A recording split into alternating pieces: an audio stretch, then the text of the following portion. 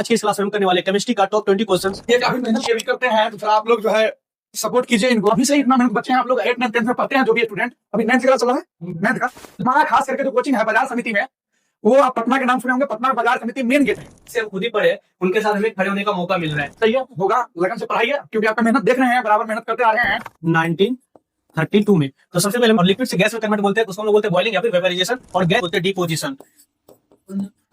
Set number 4 complete हो गया। इसके बाद सेट नंबर 5 आ जाएगा बहुत जल्दी। हेलो एनर्जेटिक चैंपियन, तो आज की इस क्लास में हम करने वाले केमिस्ट्री का टॉप 20 क्वेश्चंस। ये होने वाला है set number 4। Set number 1, set number 2 और सेट नंबर 3 में हमने फिजिक्स के टॉप 20 क्वेश्चंस किए थे, जो कि ऑलरेडी चैनल पे अपलोड है। अगर अभी तक आपने नहीं देखा है तो उसको आप जाके चेक कर लीजिए, लिंक आपको डिस्क्रिप्शन में मिल जाएगी। बाकी आपको पीडीएफ के लिए भी लिंक आपको व्हाट्सएप चैनल पे जुड़ सकते हैं, जिसका लिंक आपको डिस्क्रिप्शन में मिल जाएगा। ठीक है, तो वहां पे जाके आप सेट नंबर 1, सेट नंबर 2 और सेट नंबर 3 देख लीजिए, जिसमें हमने सिर्फ और सिर्फ फिजिक्स के क्वेश्चन किए। बट ये सेट नंबर 4 में हमने केमिस्ट्री के टॉप 20 क्वेश्चंस करने वाले ऑब्जेक्टिव। तो चलिए बढ़ते हैं आज का पहला क्वेश्चन। आज का पहला क्वेश्चन बोला the state of matter fix shape and volume. Fix shape, तो इसमें फिक्स शेप किसका किसका होता है? अगर हम सॉलिड की बात करें तो सॉलिड का शेप एंड वॉल्यूम दोनों क्या होता है? फिक्स होता है। बट अगर हम लिक्विड का बात करें, लिक्विड का, तो इसका शेप और वॉल्यूम, सिर्फ और सिर्फ वॉल्यूम फिक्स होता है। सिर्फ और सिर्फ क्या होता है? वॉल्यूम फिक्स होता है। बट अगर हम बात करें गैस का, तो इसमें जो है सिर्फ और इसमें ना ही शेप और ना ही वॉल्यूम, दोनों में से कोई भी फिक्स नहीं होता है। ये कोई भी फिक्स नहीं होता है। तो यहाँ पे पूछ रहा है कि स्टेट कौन सा है मैटर का जिसमें शेप और वॉल्यूम दोनों फिक्स होता है। तो यहाँ पे राइट आंसर हो जाएगा आपका, वो हो जाएगा option number C, solid. Solid का शेप और वॉल्यूम दोनों फिक्स होता है, बट लिक्विड का सिर्फ और सिर्फ हम वॉल्यूम फिक्स रहता है, लेकिन शेप उसका फिक्स नहीं होता है। किसी भी कंटेनर, जिस कंटेनर में आप उसको डालिएगा वो उसी का शेप ले लेता है। तो लिक्विड का शेप फिक्स नहीं होता है, बट गैस का कुछ भी फिक्स नहीं होता है, ना वॉल्यूम और ना ही शेप। और सॉलिड का शेप और वॉल्यूम दोनों फिक्स होता है, लिक्विड का सिर्फ और सिर्फ वॉल्यूम, और गैस का ना ही शेप और ना ही वॉल्यूम। तो राइट आंसर हो जाएगा इसका ऑप्शन नंबर सी। बढ़ते हैं नेक्स्ट क्वेश्चन की ओर। नेक्स्ट क्वेश्चन आपका बोला है पीएच न्यूट्रल सॉल्यूशन इज। अब समझिए, पीएच स्केल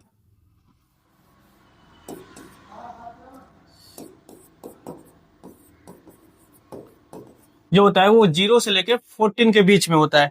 ठीक है, 0 से लेके 14 के बीच में होता है। अब देखिए, पीएच वैल्यू अगर कितना हो, 7 से कम हो, अगर 7 से कम हो तो वो हो जाएगा आपका एसिडिक।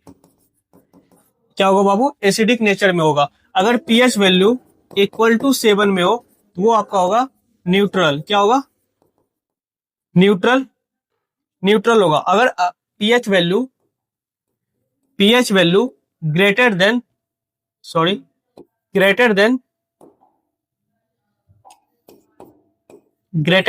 हो तो वो आपका हो जाएगा बेसिक नेचर का। तो अब देखिए यहाँ पे बोला है पीएच न्यूट्रल कब होता है? जब पीएच वैल्यू इक्वल टू 7 हो। पीएच वैल्यू इक्वल टू 7 हो तो न्यूट्रल होगा। पीएच वैल्यू अगर 7 से ज्यादा हो, मतलब कहने का मतलब है, 7 से कम कहने का मतलब है 0 से लेके 7 के बीच में हो, तो वो हो जाएगा आपका एसिडिक नेचर का। अगर पीएच वैल्यू 7 से ज्यादा हो, मतलब कि 8, 9, 10, 11, 12 या फिर 11, 12, 13 ये सब हो, तो वो हो जाएगा आपका बेसिक नेचर का। ठीक है, बेसिक नेचर का। तो यहाँ पे जो पूछ रहा है वो पूछ रहा है न्यूट्रल सॉल्यूशन। तो न्यूट्रल सॉल्यूशन आपका क्या होता है? वो होता है 7। Option number B is the right answer. अगर पीएच वैल्यू 7 से कम हो तो एसिडिक नेचर होगा, पीएच वैल्यू इक्वल टू 7 हो तो न्यूट्रल होगा, और पीएच वैल्यू 7 से ज्यादा हो तो वो बेसिक नेचर का हो जाएगा। इसका राइट आंसर होगा ऑप्शन नंबर बी। बढ़ते हैं नेक्स्ट क्वेश्चन की ओर। नेक्स्ट क्वेश्चन आपका क्वेश्चन नंबर 3 बोला है कि डिफ्यूजन इज फास्टेट। डिफ्यूजन फास्टेट किसमें होता है? तो डिफ्यूजन जो होता है, डिफ्यूजन क्या होता है? पार्टिकल्स सबसे ज्यादा, मतलब पार्टिकल्स फैलना। ऐसा मतलब जैसे मान लीजिए आप परफ्यूम का बोतल रूम में खोलते हैं तो क्या होता है? पूरी जगह पूरा फैल जाता है, परफ्यूम का स्मेल पूरा फैल जाता है। क्या उसमें कोई एक्सटर्नल फोर्स लगता है? नहीं। तो डिफ्यूजन उसमें बोलते हैं बिना कोई एक्सटर्नल फोर्स का पूरा फैल जाना, उसी को क्या बोलते हैं हम लोग? उसके पार्टिकल्स पूरा फैल जाता है, उसी को हम लोग क्या बोलते हैं, डिफ्यूजन। तो डिफ्यूजन जो होता है बाबू सबसे फास्टेस्ट होता है, फास्टेस्ट होता है गैस में, जो होता है गैस में सबसे ज्यादा होता है, फिर लिक्विड में, उससे कम लिक्विड में, और ना के बराबर होता है किसमें, सॉलिड में, सॉलिड ऑब्जेक्ट में ना के बराबर होता है। तो सबसे ज्यादा किस में होता है, तो वो हो जाएगा आपका राइट आंसर गैस में। डिफ्यूजन सबसे फास्टेस्ट होता है गैस में, उसके बाद लिक्विड, लिक्विड में होता है बट इससे कम होता है, और सॉलिड में ना के बराबर होता है। तो डिफ्यूजन का जो फास्टेस्ट होगा वो हो जाएगा आपका gas. Option number C is the right answer. ठीक है, प्लाज्मा क्या है, फिफ्थ स्टेट ऑफ मैटर।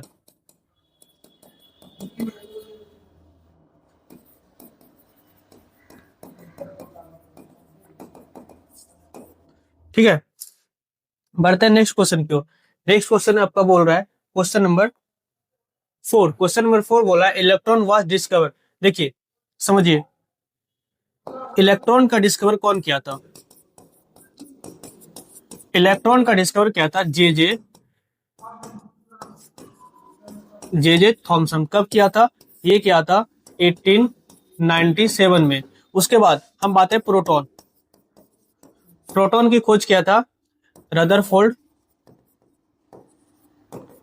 बोला जाता है कि रदरफोर्ड, कहीं कहीं आपको ये मिल जाएगा देखने को, रदरफोर्ड का अलावा ई गोल्डस्टीन, ई गोल्डस्टीन। उसके बाद हम आते हैं न्यूट्रॉन पे। ठीक है, अब देखिए न्यूट्रॉन, न्यूट्रॉन की खोज किया था जेम्स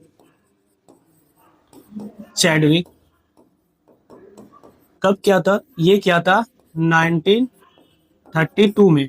तो सबसे पहले हमने बोला कि इलेक्ट्रॉन वाज डिस्कवर, इलेक्ट्रॉन का डिस्कवर किसने किया था, तो इलेक्ट्रॉन का जो डिस्कवर किया था वो किया था, इलेक्ट्रॉन का जो डिस्कवर किया था वो किया था जे जे थॉमसन। कब किया था, 1897 में। फिर आता है प्रोटॉन, प्रोटॉन का डिस्कवर रदरफोर्ड भी आपको मिल जाएगा, कहीं कहीं कहीं कहीं आपको ई गोल्डस्टीन भी मिल जाएगा। और बात करें न्यूट्रॉन की, तो न्यूट्रॉन की खोज किया था जेम्स चैडविक। कब किए थे, तो 1932 में। एक और आता है न्यूक्लियस,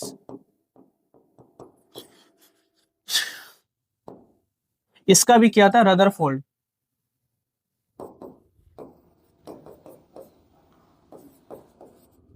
इसका भी क्या था, रदरफोर्ड ने। ठीक है, तो सबसे पहले हमने देखा इलेक्ट्रॉन, इलेक्ट्रॉन की खोज किसने किया था, तो जे जे थॉमसन। कब किए थे, 1897 में। फिर आते हैं प्रोटॉन, प्रोटॉन की खोज किए थे रदरफोर्ड या फिर गोल्डस्टीन भी बोल सकते हैं। न्यूट्रॉन की खोज किया था जेम्स चैडविक। कब किए थे, 1892 में। तो यहाँ पे बोला electron, electron discover by J J Thomson. Option number C is the right answer. तो राइट आंसर यहाँ पे क्या हो जाएगा, option number C, J J Thomson. ठीक है, बढ़ते नेक्स्ट क्वेश्चन की ओर। नेक्स्ट क्वेश्चन देखते हैं, क्वेश्चन नंबर 7 बोला है वैलेंसी ऑफ ऑक्सीजन। वैलेंसी आपका क्या होता है, आउटर मोस्ट में कितने सेल होते हैं, तो के में, के सेल में कितने इलेक्ट्रॉन्स होने चाहिए, 2,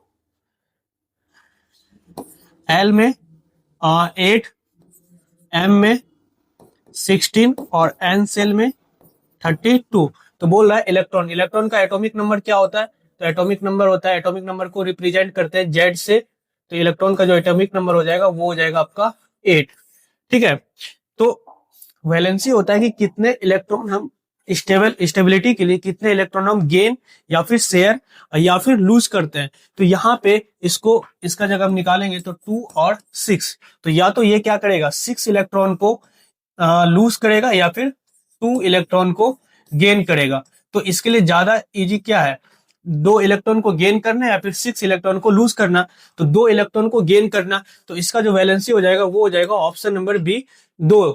ठीक है, वैलेंसी ऑफ ऑक्सीजन क्या हो जाएगा बाबू, 2 हो जाएगा, ऑप्शन नंबर बी। ठीक है, के सेल में कितने इलेक्ट्रॉन मैक्सिमम रह सकते हैं, 2, एल सेल में 8, एम सेल में 16 और एन सेल में 32। ठीक है, अब बढ़ते हैं नेक्स्ट क्वेश्चन की ओर। क्वेश्चन नंबर 6 बोल रहा है कि chromatography is use to separate. Chromatography को यूज किया जाता है कलर, कलर्स को सेपरेट करने में। ठीक है, इसका मेन काम होता है कलर को सेपरेट करना। ठीक है, जैसे मान लीजिए इंक, इंक वगैरह का भी क्रोमेटोग्राफी। ठीक है, तो यहाँ पे जो राइट आंसर हो जाएगा वो हो जाएगा क्रोमेटोग्राफी का यूज करते हैं हम लोग कलर को सेपरेट करने में। राइट आंसर हो जाएगा option number C is the right answer. बढ़ते हैं नेक्स्ट क्वेश्चन की ओर। क्वेश्चन नंबर 7 बोला है कि द सॉल्वेंट इन सॉल्ट। अब देखिए सॉल्वेंट और सॉल्यूट। सॉल्वेंट क्या होता है, सॉल्यूट क्या होता है? सॉल्वेंट उसको बोलते हैं जिस चीज में सब्सटेंस डिजोल्व, मतलब सब्सटेंस में जो डिजोल्व होता है, जैसे वाटर, वाटर प्लस सॉल्ट, इसमें जो सॉल्वेंट हो जाएगा वो हो जाएगा आपका वाटर, ये हो जाएगा आपका सॉल्वेंट, और जो सॉल्ट हो जाएगा वो हो जाएगा आपका सॉल्यूट।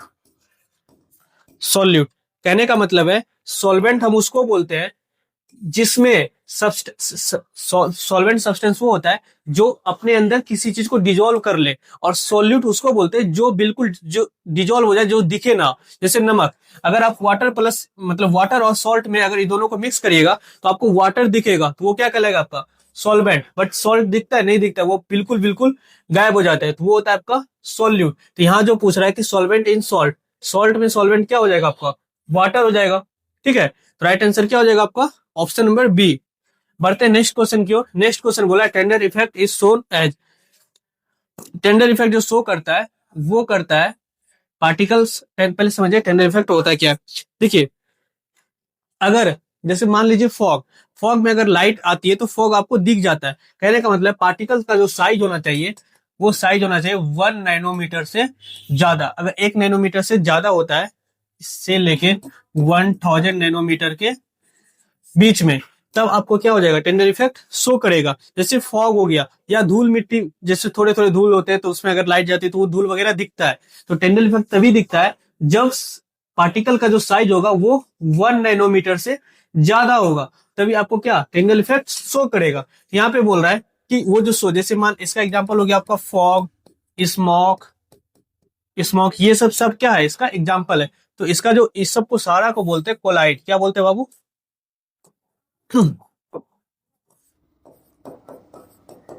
कोलाइड। तो राइट आंसर हो जाएगा ऑप्शन नंबर बी, कोलाइड को बोलते हैं। ठीक है, शो जो करता है उसको कोलाइड में शो करता है। पार्टिकल का साइज कितना होना चाहिए 1 नैनोमीटर से लेके 1000 नैनोमीटर के बीच में, तभी टिंडल इफेक्ट शो करेगा। ठीक है, तो बढ़ते हैं नेक्स्ट क्वेश्चन की। नेक्स्ट क्वेश्चन आपका बोला homogeneous mixture is called, homogeneous mixture बोलते हैं हम लोग सॉल्यूशन को, जिस मिक्सचर को घोलने के बाद डिजोल्व होने के बाद वो बिल्कुल ना दिखे, मतलब दो अलग अलग पार्टिकल्स अलग अलग नहीं दिखे। जैसे वाटर प्लस सॉल्ट को अगर आप मिलाते मिक्स करते हैं तो आपको क्या वाटर और सॉल्ट क्या अलग दिखेगा? नहीं दिखेगा। उसी को हम लोग क्या बोलते हैं होमोजीनियस मिक्सचर। और हेट्रोजीनियस मिक्सचर क्या होता है? जैसे मान लीजिए आप सैंड ले लिए और वाटर ले लिए, जब दोनों को मिलाइएगा तो दोनों पार्टिकल्स आपको अलग अलग दिखेंगे, तो उसको बोलते हैं हेट्रोजीनियस। यहाँ पे पूछ रहा है कि होमोजीनियस मिक्सचर इज कॉल्ड, तो होमोजीनियस मिक्सचर को हम लोग सॉल्यूशन बोलते हैं। तो इसका राइट आंसर हो जाएगा ऑप्शन नंबर सी। ठीक है, ये हो जाएगा इसका राइट आंसर। बढ़ते हैं नेक्स्ट क्वेश्चन। बढ़ते हैं नेक्स्ट क्वेश्चन। क्वेश्चन नंबर 10 बोला है कि reaction in which heat is release. अब देखिए जो हीट रिलीज करता है और जो हीट एब्जॉर्ब करता है, एब्जॉर्ब, एब्जॉर्ब जो करता है वो होता है एंडोथर्मिक रिएक्शन, और हीट जो रिलीज करता है वो होता है एक्सोथर्मिक रिएक्शन। बात समझ में आई? कहने का मतलब ये है कि जो हीट रिलीज करता है उसको हम लोग बोलते हैं एक्सोथर्मिक रिएक्शन, एक्सोथर्मिक रिएक्शन, और जो हीट को एब्जॉर्ब करता है उसको बोलते हैं एंडोथर्मिक रिएक्शन।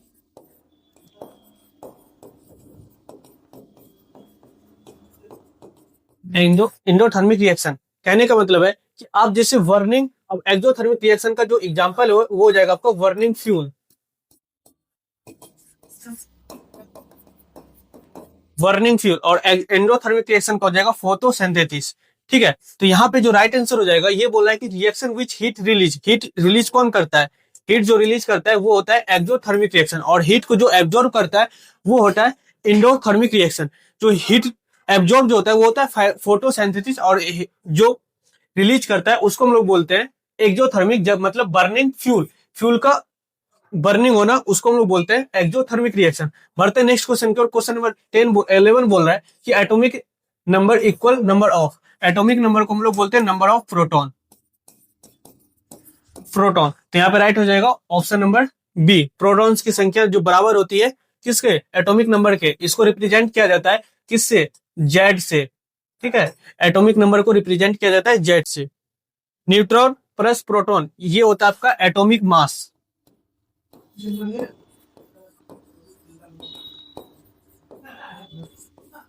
एटॉमिक मास को बोलते हैं न्यूट्रॉन प्लस प्रोटॉन। बढ़ते हैं नेक्स्ट क्वेश्चन, क्वेश्चन नंबर 12 बोल रहा है कि isotopes have the same, isotopes के पास सेम क्या होता है, same atomic number,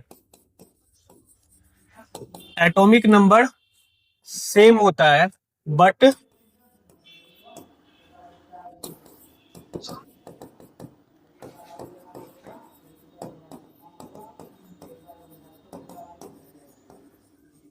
different atomic mass.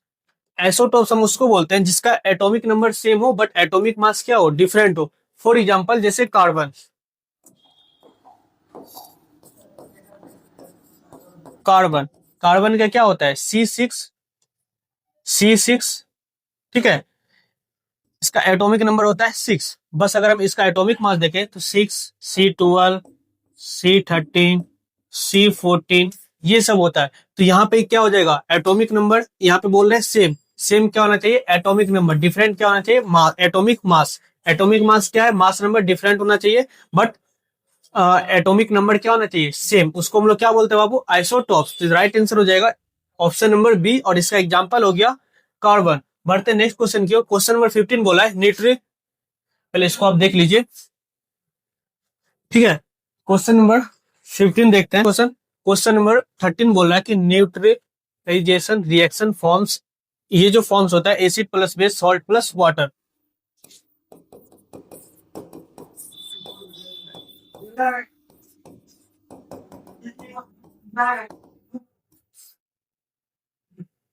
ये हो जाएगा option number C, right answer हो जाएगा इसका option number C.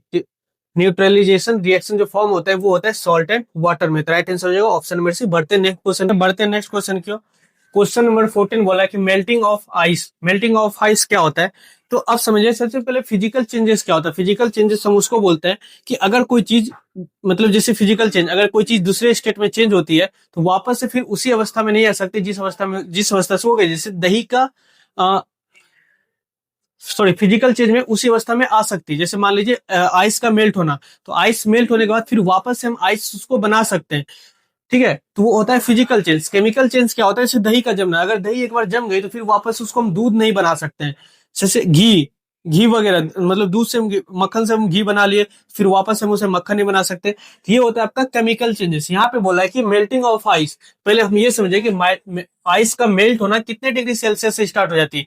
Right answer हो जाएगा इसका 0 डिग्री सेल्सियस से आइस मेल्ट होना स्टार्ट होती है। और आइस का मेल्ट होना फिर वापस से वो वाटर बन सकती है।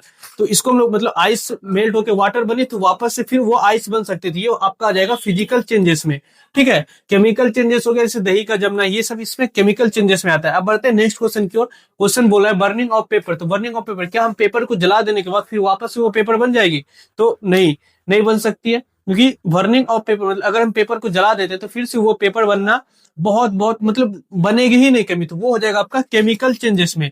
और फिजिकल चेंजेस क्या होता है, जब उसी अवस्था में वापस से आ सकती है, उसको हम लोग बोलते हैं केमिकल चेंजेस। 16 बोला है law of conservation of mass was given, law of conservation of mass, पहले हम समझेंगे कि law of conservation of mass बोलते किसको है। ये law of conservation of mass में बोलता है कि मास को ना ही हम क्रिएट कर सकते हैं और ना ही डिस्ट्रॉय कर सकते हैं। तो ये किन्होंने दिया था, जिसको हम लोग modern father of father of modern chemistry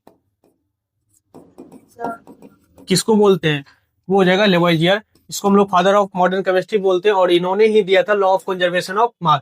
right answer हो जाएगा ऑप्शन नंबर बी, ठीक है। इसे हम लोग फादर ऑफ मॉडर्न केमिस्ट्री भी बोलते हैं, तो ये राइट आंसर हो जाएगा ऑप्शन नंबर बी। बढ़ते नेक्स्ट क्वेश्चन की ओर। नेक्स्ट क्वेश्चन आपका बोला है कि conversion of solid directly into gas, directly into gas. तो हम इसको आपको एक टेबल से समझाते हैं। सबसे पहले आप देखिए,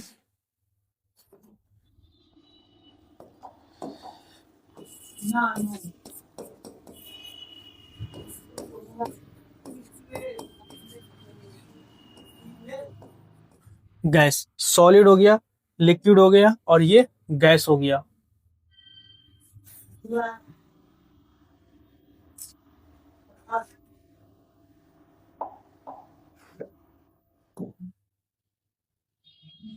अब देखिए बाबू, तो जो सॉलिड से लिक्विड में कन्वर्ट होता है और फिर लिक्विड से जो गैस में कन्वर्ट होता है, जो सॉलिड से लिक्विड में कन्वर्ट होता है उसको हम लोग बोलते हैं फ्यूजन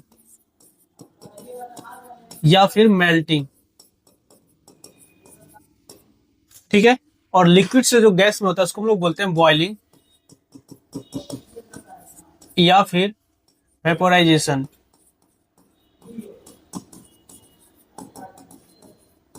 और जो गैस से लिक्विड में कन्वर्ट होता है उसको हम लोग बोलते हैं लिक्विफिकेशन।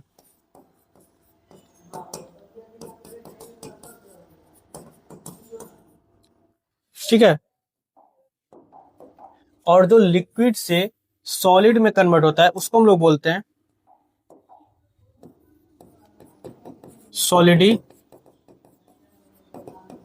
सॉलिडिफिकेशन।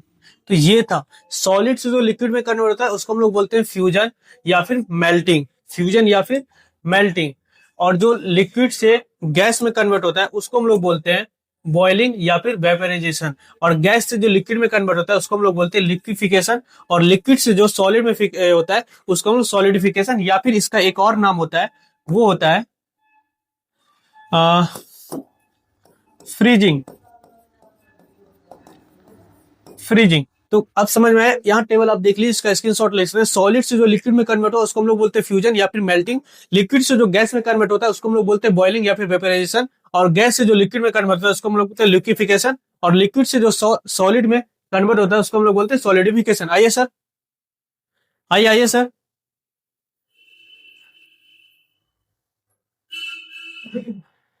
मिलिए आप मेरे सर से। ये है प्रकाश सर जो पटना में मैथ्स पढ़ाते हैं, बहुत बेहतरीन पढ़ाते हैं। आपको ये बाजार समिति, अगर आप पटना अभी आइएगा तो 11-12 का मैथ सर से बेहतरीन कोई नहीं पढ़ाता अभी पटना में। सर का जो जलवा है ना पटना में वो कमाल का है। तो आप सर से कल ही इसका बैच, न्यू बैच स्टार्ट होने वाला है, जिसका एड्रेस आपको रामपुर रोड बाजार समिति जो है रेनबो बिल्डिंग के सामने। ठीक है। तो वहीं पे सर का कोचिंग है और सर अपने बारे में बताएंगे।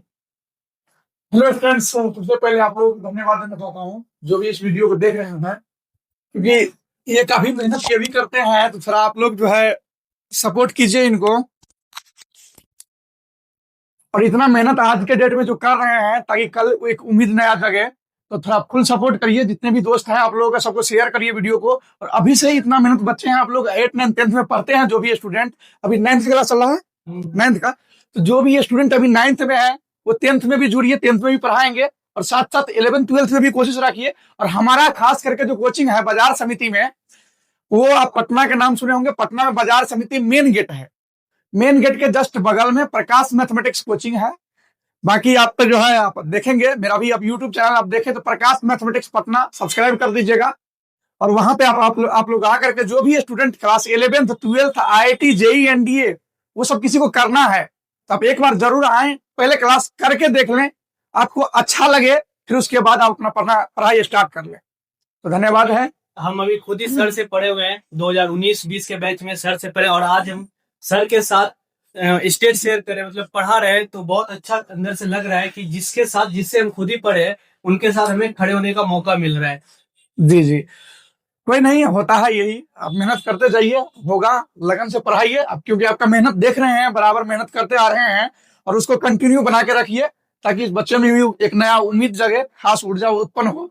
तो पढ़ाइए। ठीक है, हम सर का चैनल डिस्क्रिप्शन में डाल देंगे, आप वहां पे सर का चैनल भी आप देख सकते हैं। और पटना आइए तो सर से मिलिए। ठीक है, हम नंबर भी आपको डिस्क्रिप्शन में, नंबर और सर का सारा डिटेल्स, एड्रेस, सारा चीज कोचिंग का आपको डिस्क्रिप्शन में मिल जाएगा। धन्यवाद। तो अब देखिए बाबू, तो सॉलिड से अगर लिक्विड में कन्वर्ट करते हैं तो उसको हम लोग बोलते हैं फ्यूजन या फिर मेल्टिंग। और लिक्विड से गैस में कन्वर्ट बोलते हैं तो उसको हम लोग बोलते हैं बॉइलिंग या फिर वेपराइजेशन। और गैस से अगर लिक्विड में कन्वर्ट करते हैं तो इसको हम लोग बोलते हैं लिक्विफिकेशन। और लिक्विड से अगर सॉलिड में कन्वर्ट करते हैं तो इसको बोलते हैं सॉलिडिफिकेशन या फिर फ्रीजिंग। अब समझिए, अब देखिए, अगर सॉलिड से और ये गैस, ठीक है,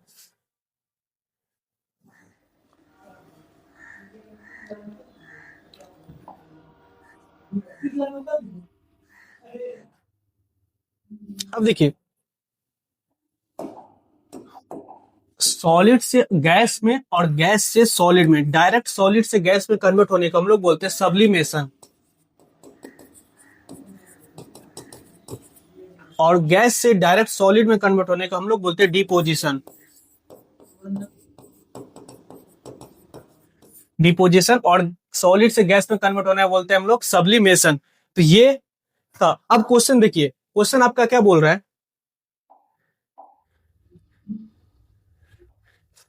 क्वेश्चन आपका बोला है कि conversion of solid directly into gas, direct solid से डायरेक्ट गैस में। तो सॉलिड से डायरेक्ट गैस में, सॉलिड से डायरेक्ट गैस में हम लोग क्या बोलते हैं, सॉलिड से डायरेक्ट गैस में हम लोग बोलते हैं सब्लिमेशन। क्या बोलते हैं बाबू, सब्लिमेशन। सॉलिड से डायरेक्ट गैस में जैसे हो गया आपका आयोडीन, आयोडीन, कैम्फोर, इसका मतलब होता है कपूर, ठीक है। तो सॉलिड से डायरेक्ट गैस में हम लोग क्या बोलते हैं, सब्लिमेशन, ठीक है। और गैस से डायरेक्ट सॉलिड में कन्वर्ट होने को हम लोग बोलते हैं डिपोजिशन। तो यहाँ पे जो आपका क्वेश्चन पूछ रहा है वो आपसे पूछ रहा है कि conversion of solid directly into gas. तो सॉलिड से डायरेक्ट गैस में क्या हो जाएगा बाबू, सब्लिमेशन। उसके बाद ये टेबल देखिएगा, तो यहाँ पे सॉलिड से लिक्विड में जो कन्वर्ट होता है उसको हम लोग बोलते हैं फ्यूजन या फिर मेल्टिंग। लिक्विड से जो गैस में कन्वर्ट होता है उसको हम लोग बोलते हैं बॉइलिंग या फिर वेपराइजेशन। गैस से जो लिक्विड में कन्वर्ट होता है उसको हम लोग बोलते हैं लिक्विफिकेशन। और लिक्विड से जो सॉलिड में कन्वर्ट होता है उसको हम लोग बोलते हैं सॉलिडिफिकेशन या फिर फ्रीजिंग बोलते हैं। और ये देखिएगा, तो सॉलिड से जो गैस में कन्वर्ट होता है उसको हम लोग बोलते हैं सब्लिमेशन। और गैस से जो डायरेक्ट सॉलिड में कन्वर्ट होता है उसको हम लोग बोलते हैं डिपोजिशन। इसका एग्जाम्पल आयोडीन हो गया, कैम्फोर, कपूर हो गया, ठीक है। अब बढ़ते हैं नेक्स्ट क्वेश्चन की ओर। क्वेश्चन नंबर 18, क्वेश्चन नंबर 18 बोला है which of the following show sublimation. Sublimation अभी हम जस्ट एग्जांपल दिए थे आयोडीन का, तो आयोडीन यहाँ पे क्या हो जाएगा आपका, राइट आंसर आयोडीन हो जाएगा, ठीक है। या फिर कैम्फोर होता है, एक और एग्जांपल ले लीजिए,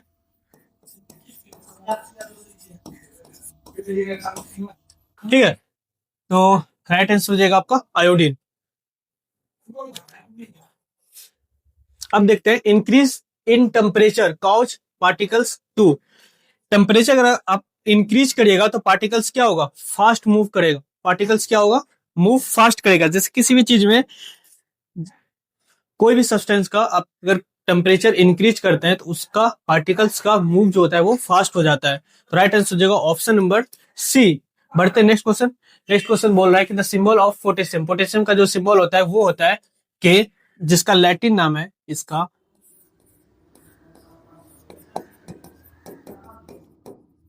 लैटिन नेम है कैलियम। उसी से यहाँ पे आया इसका सिंबल के। तो राइट आंसर हो जाएगा ऑप्शन नंबर के, ठीक है। ऑक्सीजन का पूछेगा तो ऑक्सीजन का ओ हो जाएगा, कार्बन का सी, हाइड्रोजन का एच, हीलियम का एच ई, नाइट्रोजन का एन। इस तरह से बहुत सारे सिंबल होते हैं। ये था आपका आज का लास्ट क्वेश्चन, ठीक है। अब देखिए, ये हो गया आपका session 4, sorry set number 4 complete हो गया। इसके बाद सेट नंबर 5 आ जाएगा बहुत जल्दी। अब हमें एनर्जेटिक एजुकेशन इंस्टाग्राम पे भी फॉलो कर सकते हैं। यहाँ पे हम मतलब साइंस के बहुत वो सारे फैक्ट्स वगैरह रील्स के माध्यम से बहुत अच्छे अपडेट देंगे, मतलब बताते रहते हैं। तो आप इंस्टाग्राम या फिर फेसबुक पे भी हमें फॉलो कर सकते हैं, एनर्जेटिक एजुकेशन। जहाँ पे आप ये वीडियो देख रहे हैं वो यूट्यूब, अगर अभी तक आपने सब्सक्राइब नहीं किया है तो हमारे चैनल को सब्सक्राइब कर ले। आगे का जो भी सेट, इससे और भी अच्छी अच्छी कंटेंट हम सोचेंगे कि अच्छी अच्छी चीजों को लेके आए, ठीक है। इन फ्यूचर हम आपके लिए कुछ और अच्छा चीज लेके आने वाले हैं। तो आप हमारे प्लेटफॉर्म इंस्टाग्राम पे भी हमें फॉलो कर सकते हैं। आप एनर्जेटिक एजुकेशन यहाँ पे लिखेगा तो वहां पे मिल जाएगा, जिसके रील्स के माध्यम से हम बहुत मतलब साइंस के अच्छे अच्छे फैक्ट्स वहां पे अपलोड होती रहती है। फिर आपको एनर्जेटिक एजुकेशन फेसबुक पे भी मिल जाएगी और यूट्यूब पे तो हमारा ये चैनल है ही है। तो मिलते हैं नेक्स्ट वीडियो में। आज के लिए इतना ही, ठीक है।